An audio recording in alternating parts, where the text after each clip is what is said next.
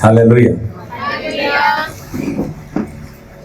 मैं मेरे जिंदगी की थोड़ी सी परिचित और गवाही के तौर पर बताना चाहता हूँ। उसके बाद हम परमेश्वर की वचन की ओर जाना चाहते हैं। वैसा मैं तो मूलवासी तो केरल की हूँ और मेरा नाम एक्चुअली पूरा नाम कोमल राघवन है। और जब मैं प्रभु में आया तब एक माता जी था जिसने मुझे प्रभु की सेवा की ओर जाने की प्रेरणा का स्रोत बना। उसने मेरे को फिलोमोन नाम रखा। हालेलुया। जब मैं हाई स्कूल की जो एजुकेशन के बाद जैसे हम घर पे कुछ समय रुका हुआ था, उस समय के दौरान मेरा 2 सिस्टर है, मेरा माता पिता है। तो हम थोड़े थोड़े प्रभु को जानते थे। ऐसा जानते थे क्योंकि वो जो स्कूल में पढ़ते थे तो 5 मसीह लोग मेरे क्लासमेट था। 9th में 8वीं से आया था वो। तो फिर एक मेरे घर के बाजू में एक पड़ोसी है, वो भी क्रिश्चियन है। तो ऐसा थोड़ा सा क्रिश्चियन के बारे में मुझे जानने का मौका ऐसे ही मिला। लेकिन वो जो मसीह लोग थे उनका जीवन को देख कभी हम विश्वास में आ जाएंगे ऐसा कोई उम्मीद ही नहीं था, क्योंकि उसमें से एक पादरी का भी बेटा था जो हमारा क्लासमेट था। इन लोगों का सबका हरकत देके, व्यवहार देके कभी भी मुझे कोई यीशु को मानने या यीशु के ऊपर विश्वास करने का ईसाई ऐसा कोई विचार ही नहीं आता था। उल्टा गुस्सा आते थे इनके ऊपर, क्योंकि ये लोग चर्च की सारे बुराई स्कूल में आके करते हैं, आपस में बैठ के करते हैं। फिर उनकी जो घर है जो मेरे पड़ोस में है, वो सर चर्च का सेक्रेटरी था। तो उनकी घर में भी कुछ जो चर्च के मेंबर कास्ट लोग आके जो एवरी संडे जो घटना हुआ सब बताते और आपस में बात करते हैं। तो सब हमको सुनाई देते, क्योंकि ये उनका घर ये इतना फर्क है। ये दीवार उनका घर है और ये दीवार हमारा घर है। तो जमीन नीचे की तरफ है सबका। तो ऐसा सुनते हैं, रात को सोने नहीं देते हमको। हमारा पिताजी दारू वगैरह पी के आके इन लोग को गाली भी देते। फिर भी ये लोग आते, हर संडे आते, बातचीत करते चर्च के जो भी, वो शाम को ही आते। तो ये सब देख के मुझे बिल्कुल भी अच्छा नहीं लगा। लेकिन प्यारो, एक समय ऐसा आ गया हमारा घर में, मेरी एक बहन की शादी हो गया। हिंदू रीति रिवाज में शादी होने के बाद हमारे घर में काफ़ी उनकी फैमिली लाइफ में काफ़ी प्रॉब्लम क्रिएट होने लगा। और उसके चलते हमारे परिवार में पूरा अशांति हो गया। मेरे पिता जब पहले से दारू पीते थे और हमारा घर में अशांति बढ़ने लगा और हमको भी अच्छा नहीं लगने लगा। बड़े बड़े मंदिरों में हम जाते थे। शायद आप लोग साउथ में एक अयप्पा करके एक मंदिर सुना होगा, बहुत फेमस है, बालाजी जैसा। तो उस मंदिर में 18 सीढ़ी है सोने की। उस 18 सीढ़ी के हिसाब से एक बच्चे को डेडिकेट करते हैं। मेरे को बच्चा ऐसा होगा तो 18 साल तक उसको वहां ले गए। तो ऐसा मुझे माँ बाप बोलते ऐसा पैदा हुआ, इसलिए 18 साल तक मुझे भी लेके जाते थे। ऐसा कई फेमस मंदिरों में हम जाते थे। हमारे परिवार का भी बहुत बड़ा एक मंदिर है। हमारा मामा जी का ससुर जी उस मंदिर के पुजारी थे। लेकिन जैसे जैसे मैं बड़ा हो गया तो मेरे अंदर ये विश्वास बहुत कम होने लगा। एक मेन कारण था, हमारा जो मंदिर में हम लोग शाम को जाते थे, वहाँ पे एक पेड़ है, वो पेड़ के उधर हम लोग जब वहाँ लड़के लोग उसमें बैठने की जैसी जगह है, तो बैठ के मंदिर की तरफ देखते हैं। तो मेरे साथ पढ़ने वाले एक बहन है, अनिता नाम है उसका, मेरी पत्नी का भी नाम अनिता है। तो जो अनिता करके जो सिस्टर थे, उसकी माँ हर दिन मंदिर में शाम को आके बहुत रो रो के प्रार्थना करते, वो सब मैं देखता था। लेकिन जैसे जैसे उनके परिवार में ना ये रो रो के प्रार्थना करते हैं, सब कुछ करते हैं, बहुत मन्नत मानते, कई चीज चढ़ावा चढ़ाते हैं, लेकिन उनके घर में बहुत समस्या बढ़ते बढ़ते बढ़ते बढ़ते 3-4 मौत हो गया, उसका पापा का पैर दोनों काट दिया, ऐसी समस्या बढ़ते गए। तो मेरे को थोड़ा बहुत डाउट होने लगे, ये इनके सामने आके वो प्रार्थना करते हैं और उसके बावजूद भी इनके घर में कोई समस्या का समाधान नहीं और उल्टा परेशानी बढ़ते जा रहे। ऐसा कौन सा ईश्वर है, ऐसा दया भी नहीं करते। इनके घर का पूरी कहानी मेरे को मालूम है, हमारे साथ पढ़ती हो बहन, तो थोड़ा विश्वास। फिर मेरे घर की हालत भी देखे, हम लोग बहुत पूजा पाठ करते हैं, एक रूम तो पूरा मंदिर जैसे सजा कर रखा है। ये सब कुछ करने के बाद हर साल बड़े बड़े मंदिर में ले जाते, अय्यप्पा मंदिर में मेरे को तो ले ही जाते। तो ये सब कुछ होने के बावजूद भी कोई शांति नहीं जीवन में, रोज परेशानियां बढ़ते बढ़ते मैं एक बार, और हम आपस में भाई बहन के बीच में, पिताजी माँ की सबके बीच में कोई शांति नहीं, कोई आपस में कोई बात ही नहीं करता। मैं लगभग 2 साल तक एक ही घर में होते हुए मेरी बहन, बड़ी वाली बहन से बात ही नहीं की है। तो इतने अजीब से माहौल में एक दिन मैंने आत्महत्या करने का कोशिश किया। तो मेरी छोटी वाली बहन वो देखा, इसलिए बच गया। हो सकता है प्रभु के की योजना होगा, इसीलिए बच गया। तो प्यारो, वहां से फिर मेरा अंदर पर प्रभु यीशु के बारे में विचार आने लगा। ऐसा मन कहता था यीशु एक अच्छा परमेश्वर है। ये जो पड़ोसी के घर में भले वो लोग बुराई करते हैं, मगर सवारा 4 बजे 5 बजे उठ के वो लोग गीत गाते। अभी तो ये गीत गा के प्रार्थना करना एक वो था, वो सब मसीहों में केरल में भी चलेगी, इधर तो देखने को भी नहीं मिलते। तो पहले ऐसा ही नहीं था। पहले सुबह और शाम ये लोग प्रार्थना करते थे, प्रार्थना शाम को प्रार्थना करने के बाद फिर खाना बच्चों को खिलाते। तो ऐसा अच्छे गीत गाते। तो वो बड़ा वाला जो एक भाई है उनके घर में, 2 भाई 2 बहन था, तो उनके साथ मेरा अच्छा दोस्ती था।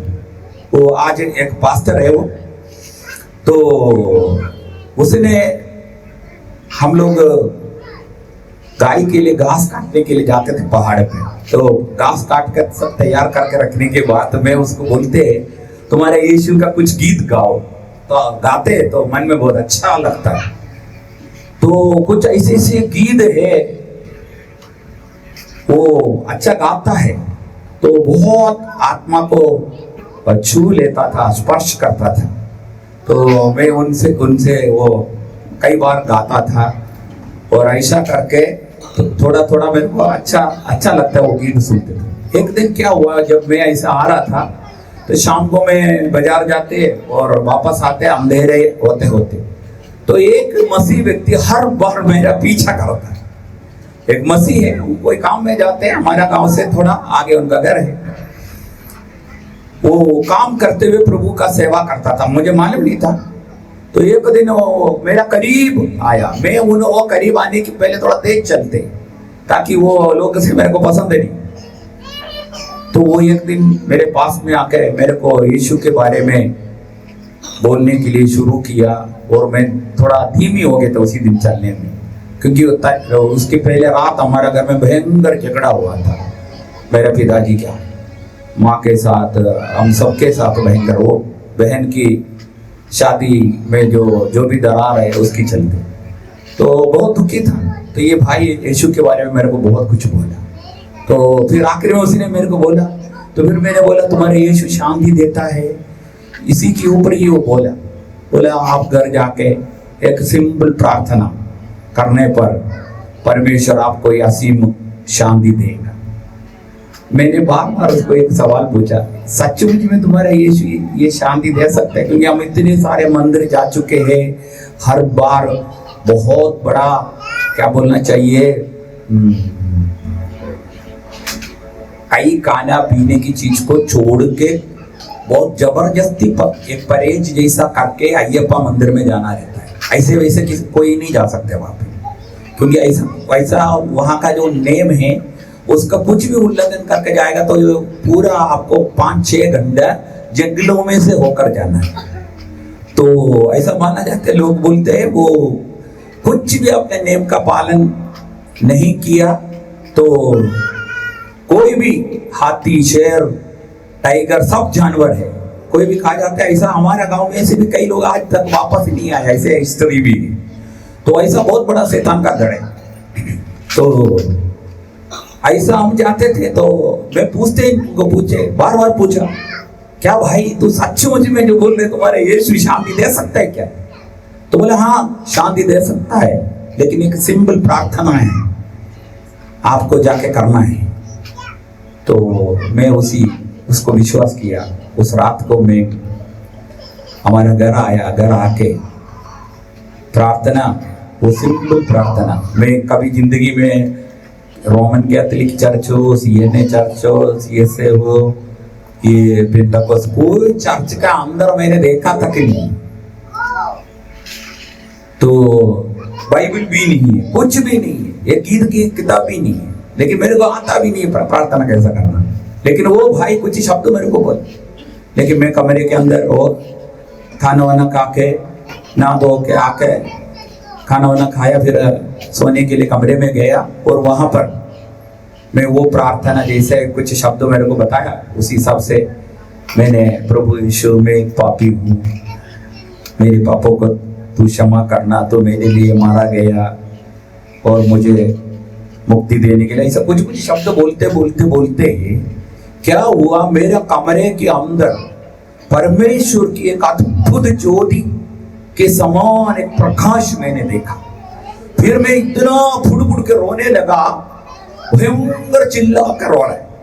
तो ये चिल्ला कर रोने की आवाज सुन के मेरी माँ और मेरी बहन एक खिड़की की उधर से खोल के जरा सा उधर से देख रहा है, ये क्या हो गया, इसको क्या हो गया ऐसा करके, क्योंकि वो मेरे से बहुत डरते थे। मैं अच्छी तरफ गाली भी देते, बहन को मारते भी थे, माँ को चुप कर, कोई मेरे से कुछ बोलेगा तो उनको ऐसा ऐसा बोल के चुप करवाते, जरूरत तो पड़ेगा तो अच्छा गाली भी देते थे।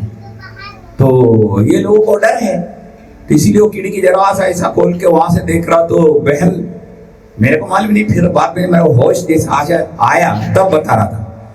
तो बहन बोला ये पागल हो गया, बोले बहुत अपने परिवार की टेंशन की चलते वो पागल हो गया, ऐसा कुछ हरकत कर रहा है अंदर, ऐसा मेरा माँ को बोला। बहुत देर तक वो लोग देखे रहे, फिर बोले छोड़ दो करके वो कमरे में चले गए। प्रियो, उस रात को ही मैं परमेश्वर के साथ मेरा एक मुलाकात हुआ। इतना मैंने रोया, कितने देर तक, 1-1.5 घंटे तक मेरे को आंसू आया, फुड़ के मैं रोया, और एक बहुत बड़ी ज्योति को मैं मेरे कमरे में महसूस किया, और मेरे हृदय के अंदर से एक बहुत बड़ा बोझ हट गया। एक अजीब से शांति परमेश्वर ने मेरे जीवन में दिया। सचमुच में वो शांति की खातिर जब अच्छा होश आ गया तो फिर मैं बाहर निकला। फिर ये लोग बोल रहा था क्या पागल हुए थे कि ऐसा, सिस्टर बड़ी वाली मेरे को पूछने लगा। मैंने बोला पागल वागल तो नहीं हुआ, मैं ऐसा यीशु से प्रार्थना किया, मुझे बहुत अच्छा लगा, बहुत अच्छा शांति मिला, और आज से मैं यीशु के लिए जीऊंगा, मैं मंदिर कहीं नहीं जाऊंगा, ऐसा मैंने उन लोगों को बोला। वो लोग समझा ये तो मजाक होगा। सचमुच में मैं दूसरी संडे ये भाई को जो जिसने मेरे को बोला उसका घर जाके मिल के आया शनिवार के दिन। फिर मैंने बोला तुम कहाँ चर्च में जाते हो, वहां मुझे आना है। तो मैं उनके साथ चर्च में गया। तो वो क्या किया मेरे को, वो जिस चर्च में जाते हैं उस चर्च में मुझे नहीं लेके गया, फिर दूर दो एक बस बदल के एक जगह पे तमिलनाडु की बॉर्डर में एक चर्च में लेके गया।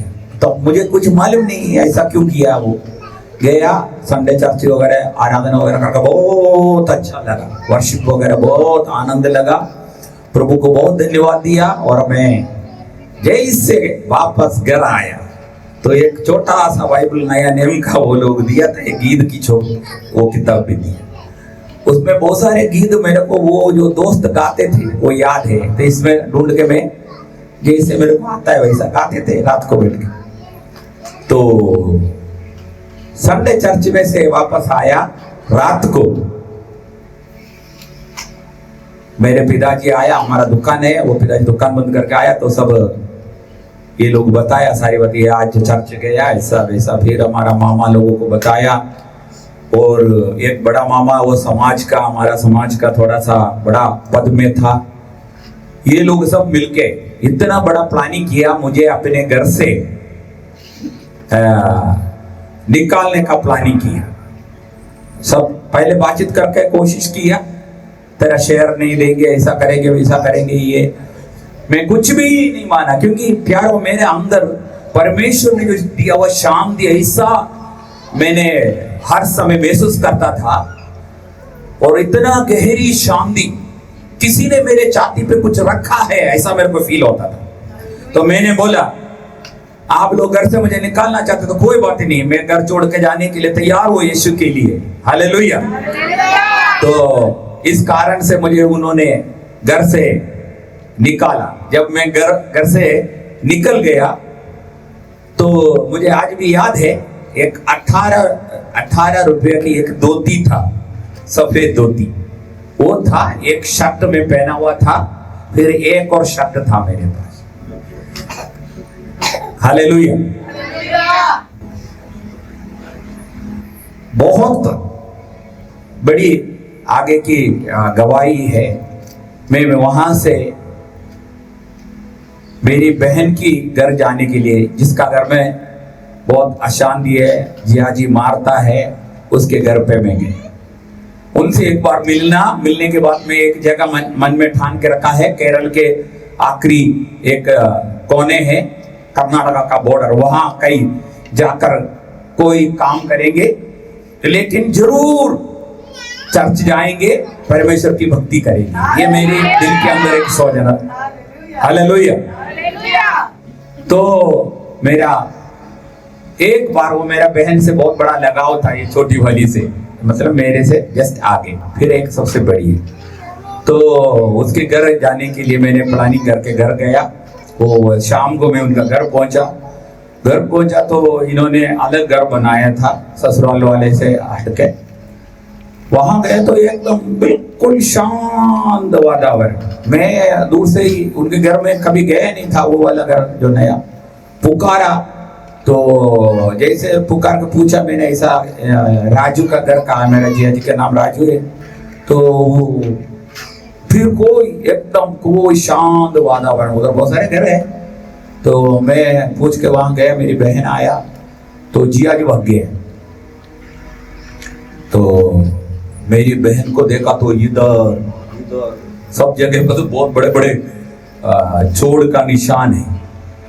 फिर मेरे सिस्टर मेरे को बिठा के बोला, तो क्यों आया? मैंने सारी बात बताया, मैं प्रभु को माना, ऐसा सब बात। तो मेरी सिस्टर क्या बोला, तो मैं भी यीशु को मानती हूँ, इसीलिए सब निशानी है बोली। वो गांव में एक बहुत बड़ा एस्टेट है वहां पर, ये टाटा का। तो उस एस्टेट में एक परिवार है, बहुत सारे लोग विश्वासी। तो उसमें एक बड़ा सुप्रंड के पद में एक परिवार है। तो उस परिवार में का एक अम्मा है, अम्मा जी बोलते हम लोग, बहुत अच्छी है, जो भी आएगा उसको समाचार सुनेगा। एक तो बड़ा पद में भी है, और उनका घर वाला, उनका लिए सरकारी क्वार्टर्स बना हुआ है। फिर दूसरे दिन मैंने सारी बात बोला तो बोला, तू कहाँ जाएगा? मेरी सिस्टर इतना हिम्मत मुझे दिया। देखो मैं एक बहन हूँ, उसी रात को क्या हुआ था, ये मीटिंग में गया था दिन में, तो बाइबल पूरा फाड़ के फेंका, गीत की पूरा कीचड़ में उसको कुचल के जमीन पे पड़ा आंगन में, उस बहुत मारा। तो फिर मेरे को बोला, तू एक लड़का है, मेरे को तो आजादी नहीं है प्रभु की भक्ति करने के लिए, इसलिए तू कहीं पे भी जाए, यीशु के लिए जीना, यही है सत्य, ये सच्चा परमेश्वर है। बहुत कुछ बात बोल के मुझे मेरी बहन हिम्मत दिया। फिर उसने बोला, कल मैं तुझे तो कहीं पे भी जाने के पहले एक परिवार से मिलवा देता। हालेलुया।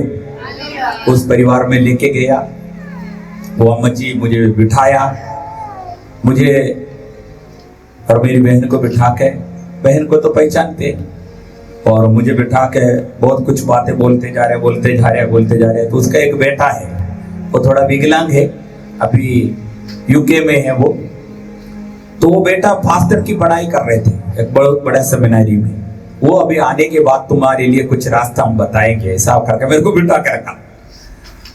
तो मैं अम्मा जी को बार बार बोला, अम्मा जी मैं कभी पास्टर बनना नहीं चाहता, क्योंकि मुझे पास्टर बनना ही नहीं है। ऐसा कोई काम मिलेगा तो अच्छा है, मैं काम करते हुए प्रभु की भक्ति करूंगा, लेकिन पास्टर बनना नहीं चाहते। उसका एक खास कारण क्या था मालूम है आपको? जो एक पास्टर की बेटा मेरे साथ बाइबल कॉलेज स्कूल में पढ़ा, फिर दूसरा जो हमारे घर के बाजू में जो ये लोग है ना, टाइट देते हैं, हमारे टाइट से पास्टर जीते हैं, फलाना है ढिकाना है, ये सब कुछ बोलते। तो मेरा कोई ये ऐसा काम करना ही नहीं है, दूसरों के ऊपर निर्भर रह के क्या है ये ऐसा। वो ऐसे बहुत सारे बात मेरे दिमाग में बैठा है। तो मैंने बिल्कुल मना किया, आप कोई बात नहीं बेटा, तू ऐसी जगह पे भेजेंगे करके। फिर थोड़ी देर खाना बनाने के लिए अंदर जाएगा, फिर बाहर आएगा, कुछ यीशु के बारे में बोलेगा, फिर अंदर जाएगा, फिर बाइबल लेके आएगा, मेरे को कुछ समझाएगा। ऐसा कर करके खाना दोपहर को खिलाया, 3:30-4 बजे उसका बेटा आया, उतना देर तक मुझे रोके रखा। उस बीच में उसने बाइबल लेके आया एक बार जाके, फिर एक नाम ढूंढ के लाया उसमें से, वो है फिलोमोन। तो ये अम्मा की याद के लिए मेरा नाम में हर जगह फिलोमोन ही बोलते हैं, मगर मेरा ऑफिशियल नेम पासपोर्ट में सब में दूसरा है। तो वो अम्मा भी प्रभु में चले गए, लेकिन मैं कभी कभी याद करता हूँ प्यारो, वो अम्मा बहुत बड़ा एक भारी बीमारी से पीड़ित थी, लेकिन उनके घर में कोई ना कोई आते रहते थे, लेकिन उनको यीशु के बारे में बोलते थे। जिस दिन वो प्रभु भोज लिया, उनको पास्टर घर पे लाके प्रभु भोज दिया। प्रभु भोज लेने के थोड़ी देर के बाद प्रभु में वो सो गया। मेरा एक बड़ा वाला बेटे को उसने देखा, मेरे से बहुत प्यार करते थे। कभी कभी मैं सोचता हूँ मेरे माँ बाप जो हिंदू में थे, वो जिस प्रकार हमको ऐसे संसार की शैतान की कई कामों में वो लोगों को शैतान पकड़ कर रखने की वजह से जिस प्रकार बच्चे को प्यार करना चाहिए था, वो उस प्रकार प्यार नहीं कर पाया। लेकिन मैं कई बार प्रभु में आने के बाद मुझे बहुत सारे ऐसी माँ मिला, कभी कभी मैं बहुत याद करते अपने आप को बैठ के रोते। हमारे मैं जिस आदिवासी क्षेत्र में प्रभु की सेवा करता हूँ, वहां पर एक अम्मा है, कहीं पे भी कोई भी कन्वेंशन हो का मंच हो, जहां पे भी मैं मिला, वो भले मैं प्रचार भी कर रहा हूं, वो भीड़ के बीच में से आके मेरे पास आएगा, मुझे गले लगा के चुमा दे के फिर ही जाएगा। वो एक आदिवासी अम्मा है। हमारे साथ जो आए हुए भाई लोगों को मालूम है, कुल्की करके एक गांव है हमारे उधर, पहले का कैबिनेट जो मंत्री था उसकी आतरम सिंह आर्य करके उनकी गांव का है। हालेलुया। प्रियो, मैं तेरे मेरी गवाही के द्वारा मैं आपको ये अम्मा के द्वारा एक बात ये बोलना चाहता हूँ, हमारा जिंदगी में जो समय हमें मिलता है, वो समय को, वो अम्मा बहुत भारी बीमारी से पीड़ित था, फिर भी उनके घर पे कोई ना कोई आते रहते, उनको यीशु के बारे में बोलते। उनमें से एक हूँ मैं। जब मैं बहुत आत्मा को जीता, प्रभु के लिए बहुत कार्य करके जब स्वर्ग में जाएगा, तो बहुत बड़ा प्रतिफल परमेश्वर मुझे देंगे, तो उसका 50% उस अम्मा को मिलेगा। हालेलुया। इसलिए मुझे आपसे यही कहना है, हमारे जीवन में जब परमेश्वर हमें वक्त जो देता है, भले आप कोई भी पोस्ट में होंगे, कोई नौकरी करते होंगे, कोई भी काम करते होंगे, उस काम के दौरान भी हमारा जिंदगी में हम परमेश्वर की बात लोगों को तक पहुंचाने के लिए जरूर हम प्रयास करें और प्रार्थना करें। और फिर मेरे जिंदगी में कोई भविष्यता या कोई किसी व्यक्ति ने नहीं, जहां पर ये अम्मा और बेटे ने मिलकर मुझे भेजा, वहां मुझे कॉफी है ना, कॉफी की खेत में काम मिला था। जो अपन कॉफी पीते हैं, छोटा सा एक दाना से आता है, छोटा सा इतना सा पेड़ रहता है। वहां गया, वहां पे एक पास्टर था, एक बाइबल कॉलेज था, लेकिन ऐसा सारे पे मुझे लेके गया। आपको कभी इच्छा होगा तो बाइबल कॉलेज में बैठना, नहीं है तो आपको ये कॉफी की खेत में काम कर सकते हैं। फिर दूसरा 2-3 काम दिया था, वो आप सब कर सकते हैं, उसके लिए पैसा मिलेगा। फिर अच्छा ये हुआ, जो ये कॉलेज का जो प्रिंसिपल अमेरिका में रहते हैं, वो मुझे पता नहीं था, बहुत सारे 50-60 एकड़ जमीन है। तो ये मुझे लेके जाने के पीछे एक उद्देश्य इनका ये भी था, मैं उनका जासूस बन के वहां से ये फोन करेगा। उस समय लाइन फोन था, वो सारी बातें यहाँ का मेरे को उनको बताना है। पूछते मेरे से, मैं इतना दिमाग वाला नहीं था, पूछते हैं यहाँ क्या चल रहा है, कैसे चल रहा है, ये वो है, ऐसा कौन है, कौन क्या काम कर रहा है सब। तो इसीलिए वहां का जो पूरे लोग मुझे शत्रु की जैसे देखते, ये मुझे मालूम नहीं था। फिर धीरे धीरे मुझे पता लगा, तो धीरे धीरे पता लगा, तो 1-2 बार मैं बाइबल कॉलेज में बैठा था, बपतिस्मा उसने मुझे दिया, फिर मैं वो बैठना भी बंद कर दिया, क्योंकि ये सीखने वाले भी मेरे को एक अजीब से दृष्टि से देखते। लेकिन एक दिन मैं आखिरी में वहां से बहुत तंग आके मैं बिना बोल के उनको बिना बोल के मैं जाने के लिए सोचा अमेरिका वाले को, और कहीं जाएंगे, कहीं और काम करके प्रभु की भक्ति करेंगे। तो जिस रात को मैं जाने के लिए, तो वहां का जो काम कर रहे थे वो सारे लोग, मैं बपतिस्मा लिया तो एक बाइबल 16 रुपये का था, वो एक बाइबल मुझे गिफ्ट किया था, वो मेरे पास है। उसको लेकर मैं जिस दिन जाने के लिए सोच रहा था, उस रात को मैं ऐसे बैठ के, सभी लोग सोया, तो एक 0 बल्ब मेरा कमरे में लगा था, थोड़ा सा ऐसा लगा हुआ दरवाजा था, मैं पढ़ रहा था, ऐसे ही पढ़ने की इच्छा हुआ। तो लूका के सुसमाचार 4:18 से परमेश्वर ने मुझे उसी दिन बात किया। तब जाके मैं मेरे जीवन को प्रभु की सेवा के लिए समर्पित किया। फिर मैं वहां से दूसरी एक जगह गया, कोट्टयम, वहां जाके फिर बाइबल कॉलेज किया। परमेश्वर ने मुझे एक दर्शन दिया था बाइबल कॉलेज में पढ़ते समय में, ये ग्रामीण क्षेत्र में आदिवासी के बीच में सेवा करने के लिए। तो परमेश्वर ने उसके लिए ऐसा रास्ता खोला, और मैं 2002 में सेंधुआ में आके आदिवासी के बीच में सेवा कर रहे थे। उसके पहले आए नीमच में, अजमेर में, गुजरात सोनगढ़ में, ऐसा गुना में, अच्छे पढ़े लिखे लोगों के बीच में, डॉक्टर, इंजीनियर या ऐसे लोगों के बीच में प्रभु का सेवा किया। इस दौरान में परमेश्वर ने ऐसी घटना मेरे जिंदगी में लाया, जिसकी चलते आखिरी में मुझे समझ में आया, प्रभु ने जिस बुलाहट मुझे दिया था, उस बुलाहट से मैं बाहर जाने के कारण ही ये सब कुछ मेरे जीवन में हो रहा है। अच्छे पैसे वाले की चर्च में अच्छा सब कुछ चल रहा है, लेकिन बड़ी बड़ी मुसीबतें मेरे जीवन में आने लगा। तो आखिरकार परमेश्वर ने मेरे से फिर से बात किया, और मुझे जो दर्शन दिया था, उस दर्शन में मैं लौट आया। हालेलुया। उसके बाद मुझे बहुत सारे ग्रामीण क्षेत्रों में 20-22 स्टेट में जाकर प्रभु की सेवा करने का प्रभु ने मुझे मौका दिया। तो अधिकतर आज भी मैं ग्रामीण क्षेत्र में जाने की पसंद करता हूँ।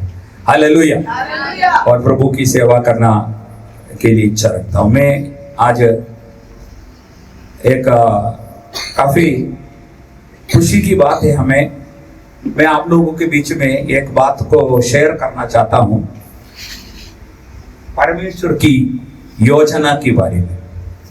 हम उसका कुछ ही भाग ही अभी कर पाएंगे कवर, बाकी फिर बाद में जैसा अपना प्रोग्राम होगा उस हिसाब से हम ये करेंगे। उसके लिए हम 2-3 वचन को पढ़ेंगे।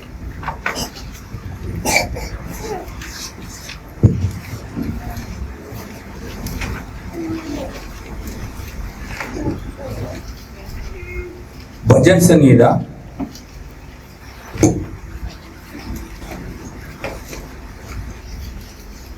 139।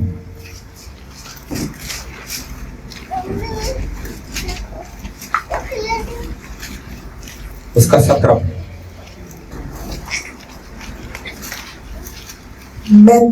मेरे लिए तो हे परमेश्वर तेरे विचार क्या ही बहुमूल्य हैं, उनकी संख्या का जोड़ कैसा बड़ा है। और यदि मैं उनको गिनता तो बालों के किनकों से भी अधिक ठहरते। जब मैं जाग उठा हूँ तब भी तेरे संग रहता हूँ। अब किसी के पास इंग्लिश बाइबल है, थोड़ा सा पढ़ सकते हैं क्या? उसी वजह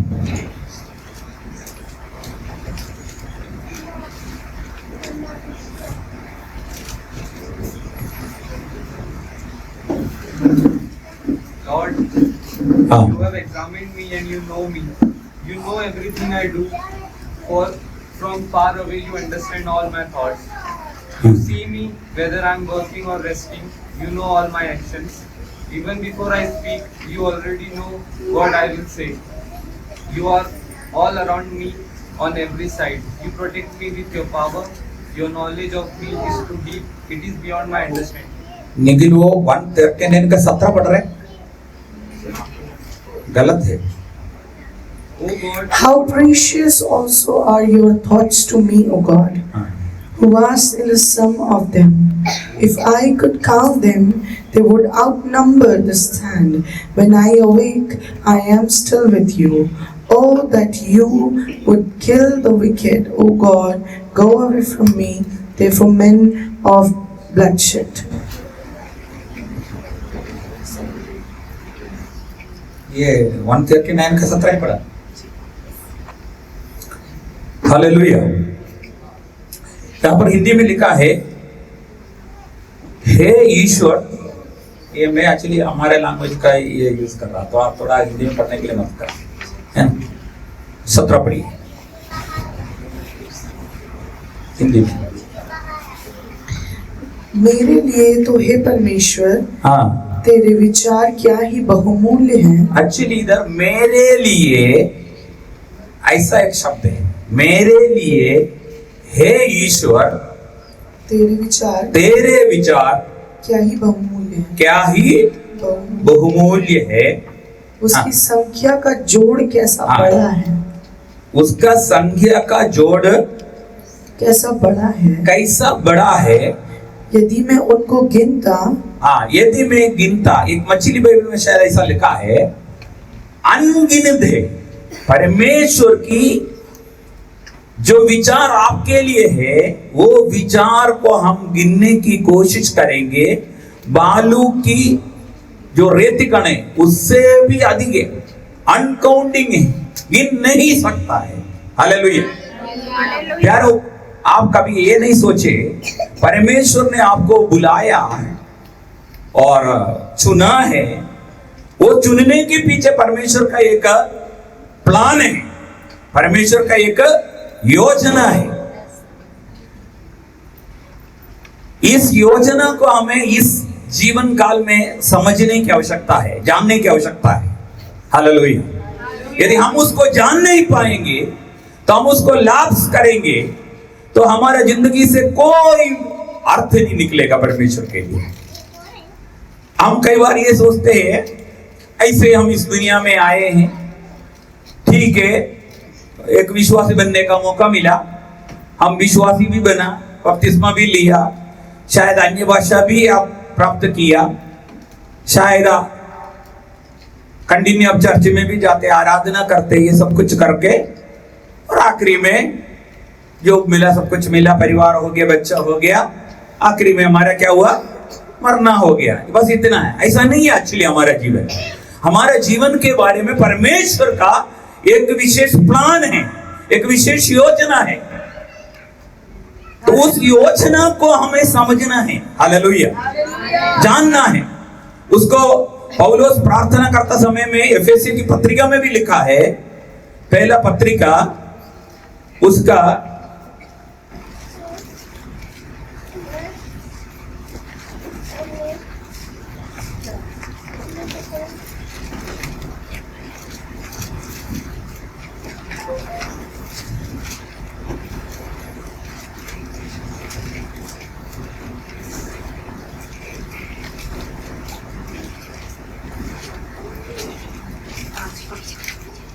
पढ़िए।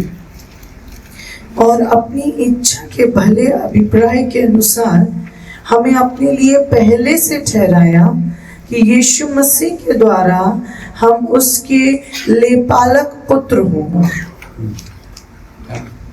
कि उसके उस अनुग्रह की महिमा की स्तुति हो जिसे उसने हमें उस प्रिय में सेत में दिया।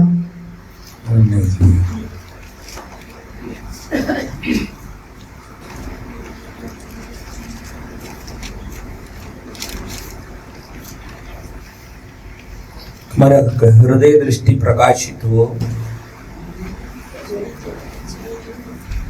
और तुम्हारे मन की आंखें ज्योतिष में हाँ हाँ हाँ, करेक्ट करते। हाँ। 1:18 सही। और तुम्हारे मन की आंखें ज्योतिर्मय हो कि तुम जान लो कि उसकी बुलाहट की आशा क्या है। हाँ, तुम्हारा बुलाहट का आशा क्या है। पत्रोस के पत्रिका में भी लिखा है, हमारे परमेश्वर हमें चुनने के पीछे, बुलाने के पीछे उसका एक उद्देश्य है, उसका एक प्लान है। उसको हम पक्का करें, उसको हम जाने। आज सबसे बड़ी अफसोस की बात है प्यारो, हमारा परमेश्वर के पास हमारे लिए एक योजना है, एक प्लान है, और उस प्लान, उस योजना को हम जान नहीं पाते। हम कई बार सोचते हैं उस योजना को जानने के लिए शायद मेरे लिए परमेश्वर की कोई योजना ही नहीं होगा, मैं एक ऐसा व्यक्ति हूं, लेकिन ऐसा नहीं है। आप अपने किसी भी बातों को मत देखो, आप कहां हैं, किधर है, इन चीजों को मत देखिए। आपका कुल, आपका जाति, आपका आपने बड़ा हुआ उस माहौल, आपका एजुकेशन, ये कोई चीज मान्य नहीं रखता है।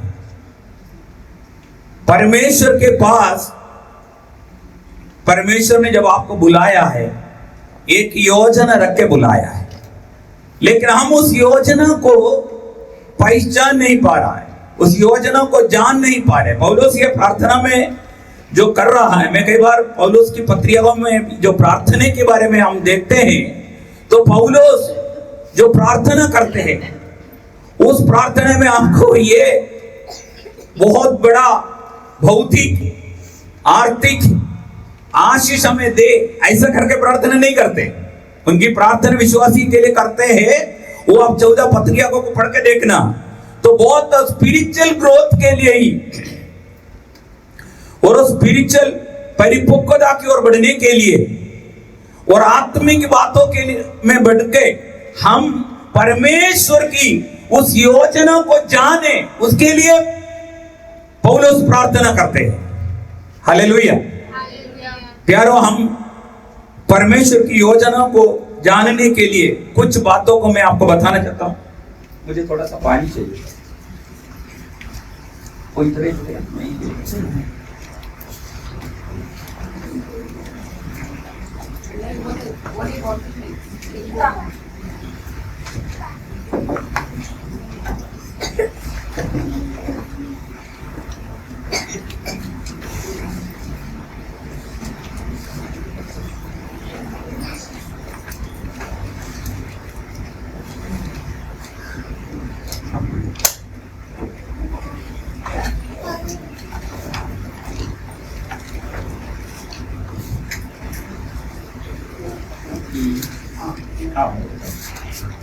वो बोतल भी इधर ही रख दिया।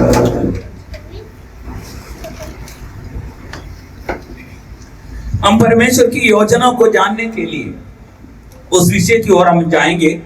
सबसे पहले हम दानियल की किताब पहला अध्याय उसका 8वां पद पढ़ेंगे। मैं थोड़ा बहुत एक टीचिंग के रूप में ही ये विषय को आपके बीच में रख रहा हूं। लास्ट में हम लोग इन वचनों को रीथिंक करके और एक डिलीवरेंस की ओर लास्ट में जाने की हिसाब से परमेश्वर की आत्मा ने मुझे अगुवाई किया है। इसलिए पहले मैं आपको इस वचनों को सिखाना चाहता हूं। हालेलुया। हालेलुया। तो इसीलिए आप पेन और बुक वगैरह लेके आए हैं, तो आप उस वचनों को नोट कर सकते हैं। तो परमेश्वर की योजना एक व्यक्ति की जीवन में पूरा होना है, उसको उसकी ओर आपको बढ़ना है, तो पहला कदम या पहली बात ये दानियल नबी की किताब 1:8 पढ़िए। परंतु दानियल ने अपने मन में ठान दानियल ने अपने मन में ठान लिया कि वह राजा का भोजन खाकर और उसके पीने का दाखमधु पीकर अपवित्र न होए। हाँ, फिर आगे।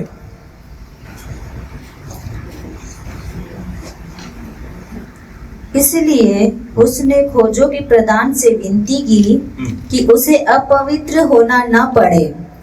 परमेश्वर ने खोजों के प्रधान के मन में दानियल के प्रति कृपा और दया भर दी।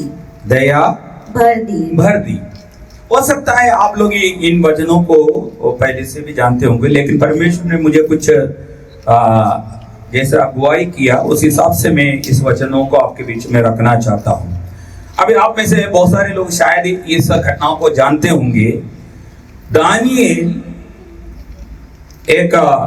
दानियल, शद्रक, मेशक, अबेदनगो, ये और भी नबूकदनेस्सर बबुल देश के जो राजा है,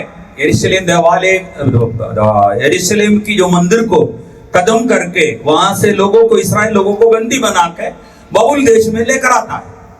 लेकर आने के बाद उसने, राजा ने बोलते हैं, उनके खोजों को बोलते हैं, तीसरा पद पढ़िए, तो क्या बोलता है? तब उस राजा ने अपने खोजों के प्रधान अस्पनज को आज्ञा दी कि इस्राएली राजपुत्र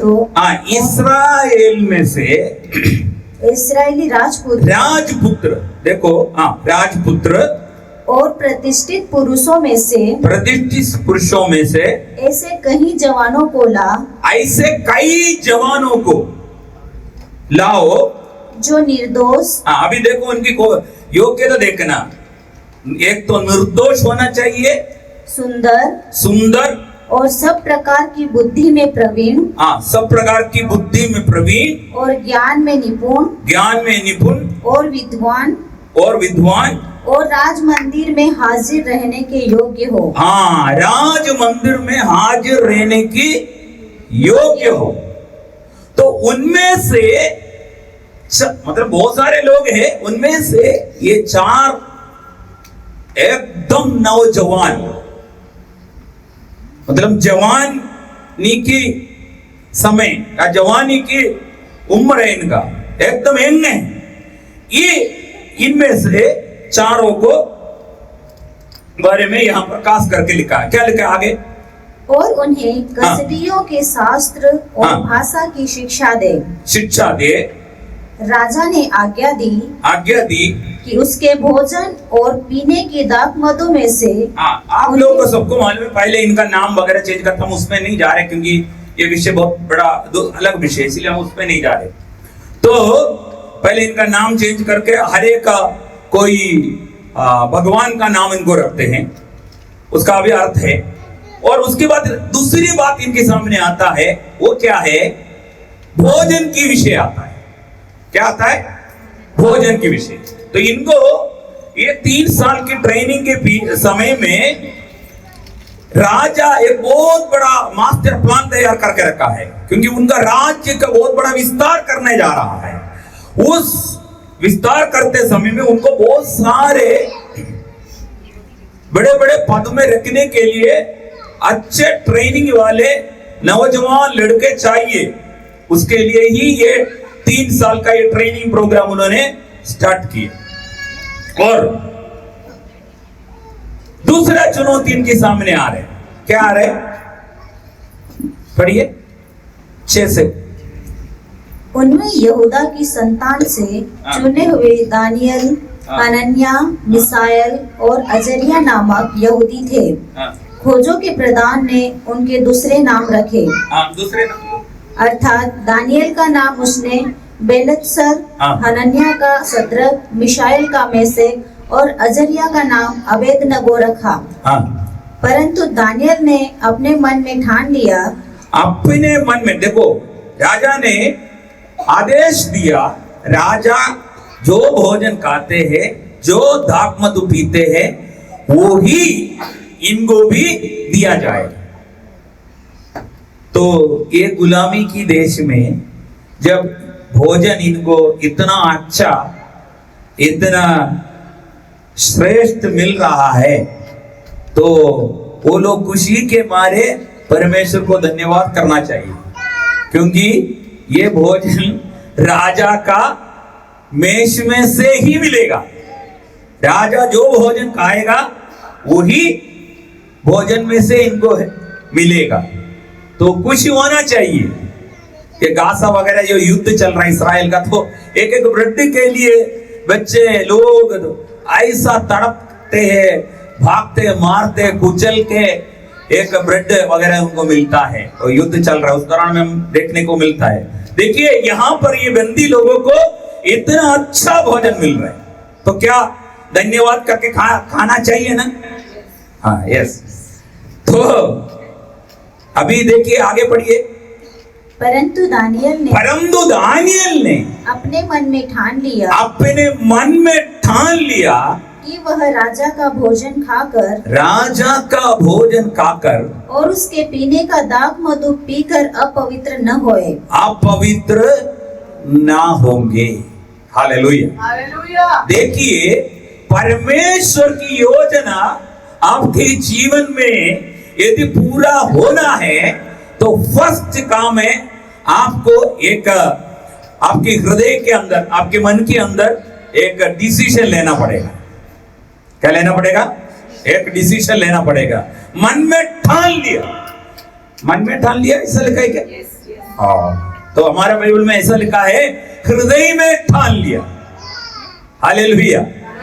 देखो हृदय को देखने वाला है परमेश्वर। परमेश्वर हृदय को देखने वाला है। मनुष्य बाहरी तौर से देखता है, परमेश्वर हृदय को देखता है। इसलिए उस हृदय में ठान लिया। क्या ठान लिया? राजा का भोजन, राजा का दाख मधु पीकर हम अपवित्र नहीं होंगे। मैं इसकी गहराई में नहीं जाना चाहता हूं। हो सकता है ऐसा भी बताते हैं परमेश्वर का वचन के खिलाफ कुछ चढ़ावा किया हुआ, उसके बाद ही ये भोजन खाते हैं। तो ये इस्राएल लोगों को मना किया गया बाइबल में, पुराना में। तो हो सकता है नंबर 1 उस वचन को सामने रखे परमेश्वर की इस निर्णय के अंदर क्या क्या चीज बात है वही मैं आपको बता रहा हूं। हृदय में ठान लिया या डिसीजन लिया हम राजा का भोजन और दाख मधु पी के अपवित्र नहीं होंगे। तो एक बात यह है इस चीज परमेश्वर की वचन की खिलाफ है, तो इसलिए उन्होंने परमेश्वर की वचन के लिए खड़े रहने का ठान लिया। दूसरी बात, परमेश्वर के वचन का आज्ञाकारी बनने का भी ठान लिया। इस निर्णय के अंदर की बात बता रहा हूं मैं आपको। फिर बहुत कुछ चीज इस डिसीजन के अंदर इनको त्यागना पड़ा, जिसको बोलते हैं सैक्रिफाइस करना पड़ता है। क्या करना पड़ता है? कुर्बान करना पड़ता है। अब ऐसा मत सोचना परमेश्वर की योजना हमारे जीवन में पूरा होना है तो हम कई बातों को सैक्रिफाइस करना पड़ेगा, कुर्बान करना पड़ेगा। हालेलुया। नंबर 1 परमेश्वर की वचन के लिए खड़े रहना, परमेश्वर की वचन को मानना। तीसरी बात, कई बातों को परमेश्वर के कारण हमको क्या करना पड़ेगा? कुर्बान करना पड़ेगा। अभी कुर्बान इन्होंने ये अच्छा भोजन को किया। क्या है? अच्छा भोजन, क्योंकि ये हेल्थी फूड है। बहुत स्वास्थ्य के लिए बहुत अच्छा है। फिर तीसरी बात, इसने अपवित्र क्या लिखा है? अपवित्र न होए। मतलब एक पवित्रदायी की जीवन के लिए अलगदा प्लस पवित्रदायी की जीवन, ये सब बहुत गहराई में हमें सीखने की बात है, लेकिन मैं उसमें नहीं जाना चाहता। लेकिन ये तीन बात आप याद रखिए, एक पवित्रदायी की जीवन, वो भी अपनी जवानी में। बाइबल कहता है, ये जवानों अपनी जवानी की अभिलाषा से भागो। तो देखिए, परमेश्वर को जवानों की जरूरत है, जवान सिस्टर की जरूरत है, भाइयों की जरूरत है। हालेलुया। आप इस बात को जानिए, ये लोग एकदम यंग जवान लोग हैं। पवित्रदाई के लिए खड़े रहना बड़ा मुश्किल है। उस देश में पवित्रदाई के लिए खड़े रहना, अलगदा का जीवन जीना, उनका जान जोखिम में डालने की बराबर की बात है। लेकिन इस विपरीत परिस्थिति में भी उन्होंने ये डिसीजन लेकर, मन में ठान लिया, ये डिसीजन लेकर परमेश्वर के लिए क्या किया? खड़े रहा। हालेलुया। अभी मैं ये इनकी जीवन की, परमेश्वर की योजना को देखिए। कभी भी ये दानिएल की साथियों को ये बिल्कुल पता नहीं है, ये गुलामी की देश में आकर हमारे ऊपर कोई परमेश्वर की योजना, क्योंकि वो बंदी बना के लाए हैं। युद्ध में उनका इस्राएल के देश को हराया नबूकदनेस्सर राजा, और मंदिर तोड़ डाला और सारे लोगों को बंदी बना के लेकर आया। अब यहां पर गुलाम हैं, वो भी इतना कठोर, एक क्रूर राजा है ये नबूकदनेस्सर राजा। इस राजा का राज्य में पवित्रदाई के लिए, अलगदाई के लिए, परमेश्वर के वचन के लिए खड़े रहना बड़ा मुश्किल की बात है प्यारों। लेकिन इन्होंने कभी भी उन तमाम बातों को सोचा नहीं है, परमेश्वर की एक योजना हमारा ऊपर होगा, ऐसा कुछ भी नहीं सोचा। लेकिन परमेश्वर की वचन के लिए खड़े रहने का निर्णय लेने की वजह से परमेश्वर ने उस योजनाओं को पूरा करने का सोचा। हालेलुया। आप यदि इसकी नीचे से नीचे की ओर पढ़ेंगे तो आपको कई बात ऐसा मिलेगा। थोड़ा सा हम पढ़ेंगे, आप उसका 9 पद पढ़िए। परमेश्वर ने खोजों के प्रधान के मन में दानियल के प्रति कृपा और दया भर दी। खोजों के प्रधान देखिए, जब इन्होंने बोला उनको हम ये नहीं खाएंगे, और खोजों को बोला, एक तरह से हम वार्डन ही समझो, वार्डन को बोला, तब वो बोले ये तो बहुत बड़ा मुश्किल वाली बात है। तो लेकिन परमेश्वर के वचन में क्या लिखा है? परमेश्वर ने खोजों के प्रधान के मन में दानियल के प्रति कृपा और दया भर दी। कृपा और दया भर दिया। हालेलुया। देखिए, मैं आपको एक बात बताना चाहता हूं, जब आप हृदय में ठान लिया, एक डिसीजन लेके परमेश्वर के वचनों के लिए, परमेश्वर के वचन की पालन करने के लिए आप कई बातों को कुर्बान करने को तैयार होकर परमेश्वर के लिए एक पवित्र जीवन जीने के लिए आप खड़े होने का निर्णय लिए हो, तो कभी भी ये ना समझिए कितना भी एटमॉस्फेयर आपके विपरीत में हो सकता है, लेकिन परमेश्वर का फेवर आपको मिलेगा। हालेलुया। अब ये मत सोचना परमेश्वर आपको छोड़ देगा। परमेश्वर का फेवर एक बहुत बड़ी विषय है, लेकिन देखिए परमेश्वर ने क्या कर दिया?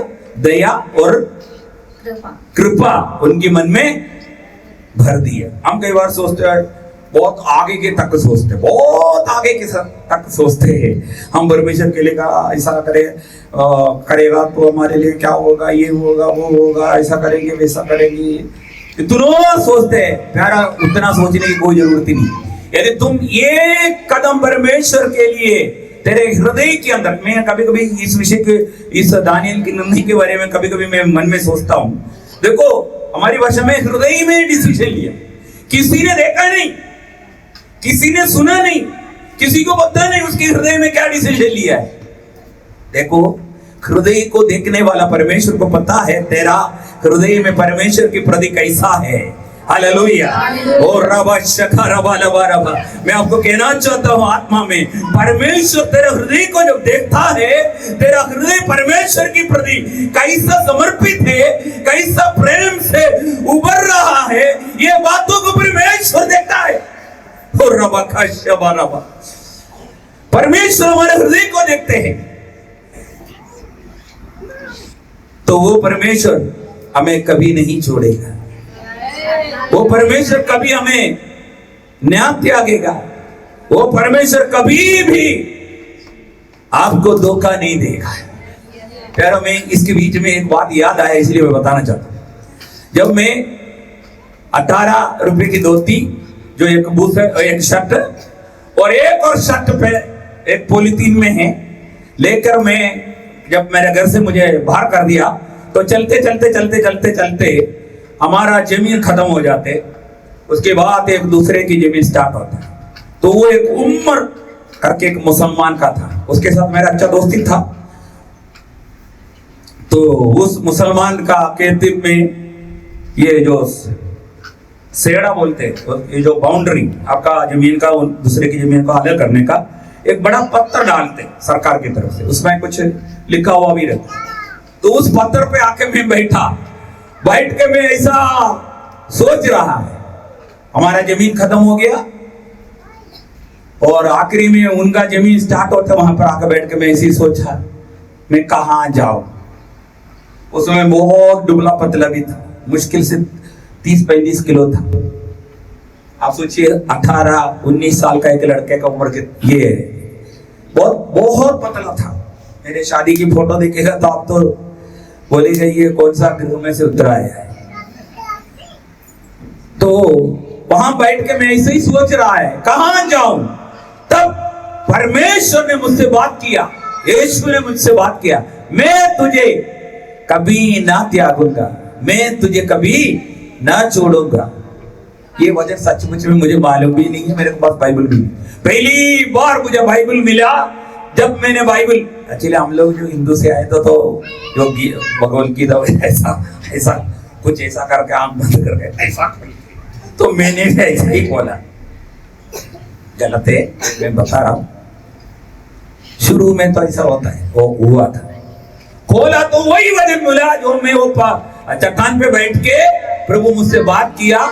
इब्रानी की पत्री 13:5 में लिखा।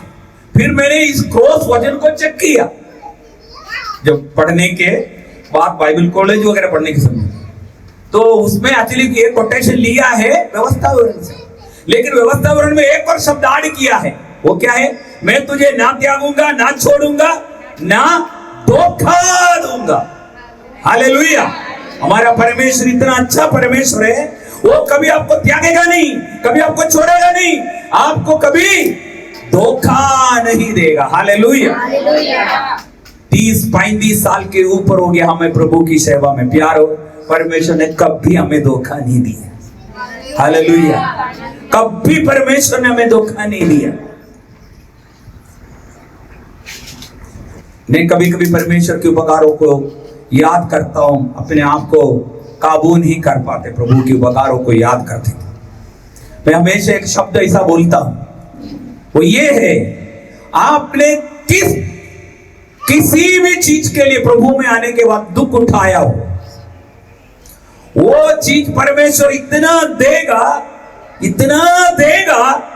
हमारे आदिवासी में एक शब्द बोलते, मुझे कवड़ता नहीं, मैं पेट भर गया, मेरे से खाने नहीं पा रहा है। मैंने वस्त्रों के लिए बहुत दुख उठाया है। परमेश्वर ने इतना वस्त्र दिया, इतना वस्त्र दिया। अभी मैं ना एक आदिवासी बच्चे से बनकर रहने के लिए सोच रहा हूं। हालेलुया। प्यारो, परमेश्वर किसी का कर्जदार नहीं रहता है। यदि तुम किसी भी चीज के लिए दुख उठाया तो परमेश्वर तुम्हें अपनी लोकल भाषा में बोलते हैं चप्पल फाड़ के देगा। पैसा हो, भोजन हो, किसी भी चीज के लिए प्रभु के पास आके तुमने इन बातों के लिए दुख उठाया, परमेश्वर इतना देगा। कभी कभी मैं ऐसी होटल में जिंदगी में कभी भी नहीं ठहर सकता है, ऐसी होटलों में ठहरने के मौका मिला। ऐसी जगह पे खाना खाने के लिए परमेश्वर ने मौका दिया। वैसे भी मैं कोई इतना खाने पीने की पीछे वो रखने वाला आदमी नहीं है बिल्कुल,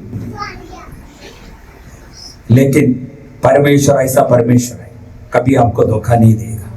हालेलुया। हम वापस आएंगे, इनमें से आपको एक दो बात बता के फिर हम आगे की इसको हम कंटिन्यू करेंगे। परमेश्वर जैसे समय देंगे वैसा आप आगे पढ़िए। देखिए, फेवर दिया। हाँ, फिर खोजों के प्रधान ने दानियल से कहा, मैं अपने स्वामी राजा से डरता हूँ, क्योंकि तुम्हारा खाना पीना उसी ने ठहराया है। कहीं ऐसा न हो कि वह तेरा मुंह तेरे संग के जवानों से उतरा हुआ और उदास देखे और तुम मेरा सिर राजा के सामने जोखिम में डालो। तब दानियल ने उस मुखिया से, जिसको खोजों के प्रधान ने दानियल, हनन्याह, मिसाएल और अजरिया के ऊपर देखभाल करने के लिए नियुक्त किया था, कहा, मैं तुझसे विनती करता हूँ कि अपने दासों को 10 दिन तक जांच, हमारे खाने के लिए साग पात और पीने के लिए पानी ही दिया जाए। फिर 10 दिन के बाद हमारे मुंह और जो जवान राजा का भोजन खाते हैं उनके मुंह को देख, और जैसा तुझे देख पड़े उसी के अनुसार अपने दासों से व्यवहार करना। उनकी विनती उसने मान ली और 10 दिन तक उनको जांचता रहा। 10 दिन के बाद उनके मुंह राजा के भोजन खाने वाले सब जवानों से अधिक अच्छे और चिकने दिखाई पड़े। बस। हालेलुया।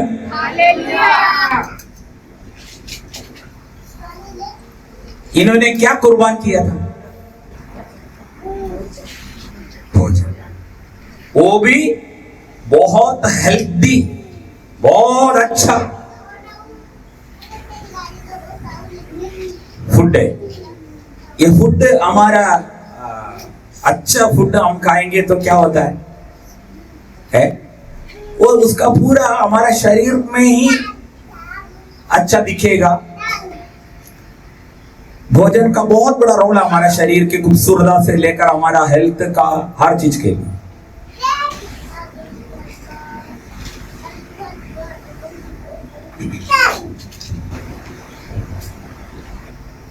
लेकिन कभी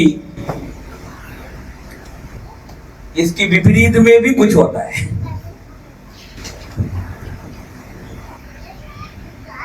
वो सब करने वाला प्रभु है। मेरा 3 बेटा है, मेरे साथ आए, वो पास्टर को मालूम है, जो संजय पास्टर करके जो बैठा है, 3 बेटा है। लेकिन उनमें से एक बेटा है बीच वाला, वो निगिल भी जो आया है, निगिल को भी पता है। निगिल हमारा चर्च का विश्वासी है, यहाँ रहकर पढ़ाई कर रहे हैं। उनका वो भी हिंदू परिवार से, उनकी माँ को मेरी पत्नी ने सुसमाचार सुनाया और ऐसा विश्वास में आया है। वो उनका परिवार आज प्रभु में बहुत आशीषित है। हालेलुया। तो वो बहुत गोरा है, 3 बच्चा है, दोनों थोड़ा सांवला है, हमारा जैसा काला मद्रासी जैसा है, लेकिन वो इतना अच्छा गोरा है। लेकिन आपको पता है उसकी समय में मेरी पत्नी सबसे ज्यादा कुछ भी खाने का नहीं था। आदिवासी क्षेत्र में हम आए, बहुत मुश्किल की परिस्थिति से होकर गुजर रहा था, ढंग से खाने का कुछ भी नहीं था। तो सबसे ज्यादा मिर्ची के अंदर तेल डालकर मिलाकर खाते थे। तो मैं क्या कह रहा था, ये सब कुछ आखिरकार परमेश्वर के हाथों में। हालेलुया। अच्छा हेल्थी भी वो है, तीनों में से 5-1 लोग को एक ही दफा में वो निपटा सकते हैं, ऐसा है। और अच्छा सुंदर भी है, गोरा भी है। कई बार लोग हमको पूछते हैं शहर में, ये आपका बेटा है क्या? लेकिन एक सच्चाई ये है प्यारो, उस समय हमको खाने का कुछ भी ढंग से मिला नहीं है। अधिकतर समय में मिर्ची था। इसीलिए मैं आपको बोलना चाहता हूं, ये सब कुछ ठीक है, लेकिन ये इससे बढ़कर सब कुछ परमेश्वर के हाथ में है। हालेलुया। आज प्यारो, आप में से कोई भी व्यक्ति को ऐसा लगता है मेरी परिस्थिति अच्छा नहीं है, मेरी जिंदगी की कुछ स्थिति ठीक नहीं है, तो मैं आपको बोलना चाहता हूं, परमेश्वर चाहे वो कुछ भी आपके लिए कर सकता है। सब कुछ नियम कानून, ये सब कुछ चीजों को परमेश्वर बदल के आपके लिए कार्य कर सकता है। ऐसा महान परमेश्वर है हमारा परमेश्वर। हालेलुया। अब देखिए यहाँ पर ये लोग का शरीर कैसा दिखता है? 15 कैसे लिखा है? अच्छा 10 दिन के बाद हाँ। उनके मुंह राजा के भोजन उनका मुंह राजा का भोजन करने वाले का साथ मिलन करके देखा, मिला के देखा, तो कैसे दिख रहा है? अच्छे और अच्छे चिकने दिखाई पड़े। दिखाई। हालेलुया। देखो, मैं आपको एक बात बताना चाहता हूं, इन्होंने किस विषय की पवित्रताई के लिए मन में ठाना? शरीर से संबंधित विषय पूरा टोटल। देखिए, परमेश्वर एक अच्छा ब्लेसिंग उनके शरीर में ही दे दिया। हालेलुया। मैं ऐसा बोलना चाहता हूं, आलतू फालतू कोई बीमारी उनके शरीर में नहीं, और किसी प्रकार का कोई परेशानी नहीं। दूसरों से अच्छा स्वस्थ परमेश्वर ने दिया, और दूसरों से भी एकदम खूबसूरत दिखने लगा। हालेलुया। देखिए, परमेश्वर के लिए आप खड़े रहेंगे, परमेश्वर की पवित्रता ही में आप बढ़ेंगे। मैं ब्यूटी पार्लर जानने के खिलाफ में तो नहीं हूं, लेकिन मैं आपको बताना चाहता हूं, एक ऐसा प्रसन्स परमेश्वर का आपका चेहरे में रहे। हालेलुया। वो ब्यूटी पार्लर से भी अच्छी होगी। हमारे साथ एक पास्टर है, हमको लोग मद्रासी बोलते हैं, उनको अफ्रीका वाला बोलते हैं। इतना काला है, इतना काला है, वो हंसेगा तब समझ में आता है हमको वो हंस रहा है। लेकिन एक बात बताओ, जब वो परमेश्वर की उपस्थिति में खड़े होकर आराधना करते हैं, और परमेश्वर की उपस्थिति में जब खड़ा होते हैं, तो उसके चेहरे की तरफ देखना, एक विशेष परमेश्वर की प्रशंसा उसके चेहरे में दिखाई देता है। आप काले हो, आपका रंग कैसे भी हो, उससे कुछ भी नहीं है परमेश्वर के लिए। परमेश्वर के लिए एक बंदा खड़े रहेगा, परमेश्वर की उपस्थिति उसको इतना खूबसूरत बनाता है। हालेलुया। इतना अच्छा बनाता है। यहाँ पर देखिए, उनका चेहरा उनसे भी अच्छा, शाक पात और पानी पीने वाले का चेहरा कितना अच्छा रहा। अभी दूसरी, मैं एक्चुअली कुछ आशीष आपको बता रहा था ये, लेकिन ये हमारा ठोस विषय नहीं था, लेकिन ठीक है, ये सेक्शन में खत्म करने के लिए मैंने यहाँ पर ये आपको बता रहा हूँ। देखिए आगे आप पढ़िए। तब वह मुखिया उनका भोजन और उनके पीने के लिए ठहराया हुआ दाख मधु दोनों छुड़ाकर उनको साग पात देने लगा। परमेश्वर ने उन चारों जवानों को सब शास्त्रों और सब प्रकार की विद्याओं में बुद्धिमान और प्रवीणता दी, और दानियल सब प्रकार के दर्शन और स्वप्न के अर्थ का ज्ञानी हो गया। देखो, अब आप बताइए, जब उन्होंने मन में ठान लिया, जो डिसीजन लिया, उस डिसीजन के अंदर परमेश्वर की फेवर का कुछ बात रखा है क्या? नहीं। और उनकी चेहरा चिकना और अच्छे, उसके लिए कुछ बात रखा है क्या परमेश्वर के सामने? रखा नहीं। ये सब बिना मांगे मिल रहे हैं। फिर अभी यहां पर क्या लिखा है? 17 फिर से आप पढ़ना, तो मैं जैसे बोलूंगा वैसे पढ़ना है। परमेश्वर ने उन चारों अभी देखो, परमेश्वर ने उन चारों जवानों को सब शास्त्रों हाँ और सब प्रकार की विद्याओं में हाँ बुद्धिमान और प्रवीणता दी। हाँ, अभी देखो ये प्रवीणता दी, ये एक्चुअली लास्ट में पढ़ना है। एक्चुअली इसका सही ट्रांसलेशन ऐसा है, शायद मेरे को लगता है इंग्लिश बाइबल में भी ऐसा है, परमेश्वर ने दिया करके लास्ट में लिखा है। तो दिया क्या क्या है, फिर पढ़िए। और दानियल सब प्रकार के दर्शन हाँ। और स्वप्न के अर्थ का ज्ञानी हो गया नहीं, दिया ऊपर जो दिया परमेश्वर ने दिया, ये सारे बात के बाद लिखा है दिया है। तो उसमें क्या क्या दिया, क्या क्या दिया? वो देखो, जो 3 साल का कोर्स में जो कर रहा था उसमें एकदम फर्स्ट नंबर उनको मिला।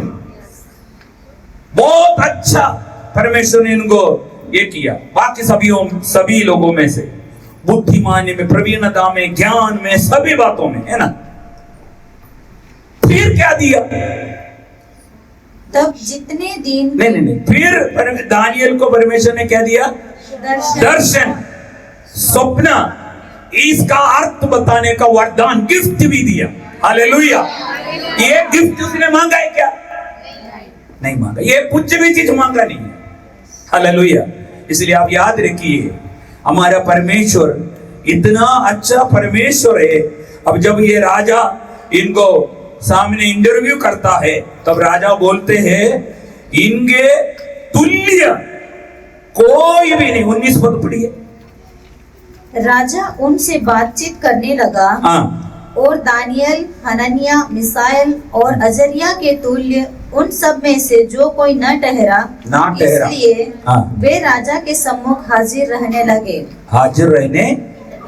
लगे। बुद्धि और हर प्रकार की समझ के विषय में जो कुछ राजा उनसे पूछता था, उसमें वे राज्य भर के सब ज्योतिषियों और तंत्रियों से 10 गुने निपुण ठहरते थे।